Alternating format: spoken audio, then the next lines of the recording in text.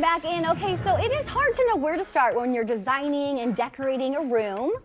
Thank goodness we have interior designer Helen Austen here. She's going to share with us different ways to help design a room. And Helen, we're starting doing it around artwork, right? Exactly. Okay, All right. so we have this here. So we have this here. So with art, just know it's so subjective. So if you're drawn to something, then you've nailed it. Okay. And you want to be drawn to it for good reasons, not like for other reasons, but things that kind of just make you happy. There's something about it. You can't put words on it. You've still nailed it. Yeah. So starting with this gives us a color palette. It gives us also mood. I mean, it gives us a lot to work with. I love when someone already has a piece of art for us to work with. That is so cool. So you come in and you really just gather from what is there. Okay, exactly. So based off of this, you have an array of amazing things here. I do. Where would you like to start? So actually, we start by asking ourselves a few questions. So first, we want to think about how you use the room you're designing. Okay. So we have some things in our minds to kind of think about first, and that's really function. So the foundation of a great design is really having everything functional. I love to hear so that. I love to hear it's that. so important, unless it's a room you just never walk in, which hopefully you do not have. You know, we use our spaces. We use all of our home.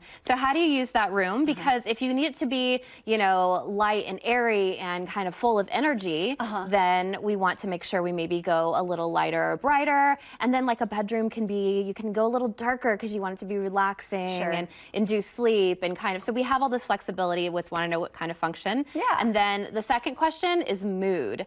So what mood do you want to invoke? Same thing, energy, or do you want rest? And color really influences this. So this leads us down. So we have all kinds of colors in here to work with. So we can go many different ways. And I know the safe two I have on the far end. So blue is always classic. I love that. Okay. But I think they're also just really easy for most people if you're doing this on your own to identify that, yeah, I can go with blue. So you can see here with these two hues, they play off of the colors in the artwork. We're not matching. I almost don't want to match with this hue of blue back here. We want to make it an accent. Okay. And then also on this end here, you see the different options of green, which green is really having its heyday. I love it. Yeah. And really this rich green would be so pretty because it just would pull out some of the green in here, and then you can work from it. It all works together. But we want to make sure it's a dominant color. So you choose your blue or your green, and that is the dominant color for the room. I love that. So we're considering the function. We're considering what mood do you want, and then you're going ahead and pulling out specific colors. Pick that big color, and then we layer, right? Okay. So I know it seems like a lot. This is why what we do is but I like the really order, hard. and it makes sense. Right.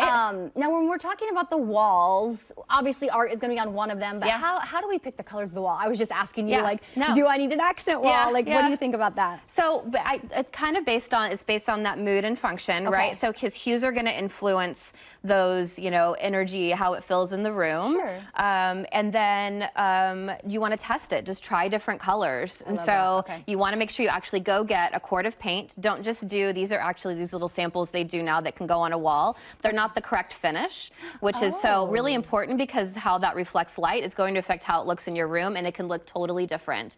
So really go and paint it. And then as you're planning, we're going to add all kinds of layers. So you can do wallpaper, which can be instead of paint, which is really fun. I have one piece down there, but then just all these fabrics and different colors to play on. And you see here, I also like, you could play with pink here, you know, if you felt adventurous enough to play on the pink that's in here, and then but still do some heavy blue. Like, you have a lot of flexibility, but it gives things interest. You have the dominant color, then you start building all these layers, and it's all based on the inspiration from one piece. Amazing. All of this from this beautiful piece of art. So function and mood, talking about the tips for the wall, talking about the decor from there. This might be overwhelming, but she's got your back. That is why we bring in Miss Helen. Thank you so much for all the information. If you're at home and you want some help bringing more joy and beauty into your home, you gotta contact Helen. She'll help you with your next design project. You can visit her website, helenausten.com. Don't forget, Austen is with the E-N.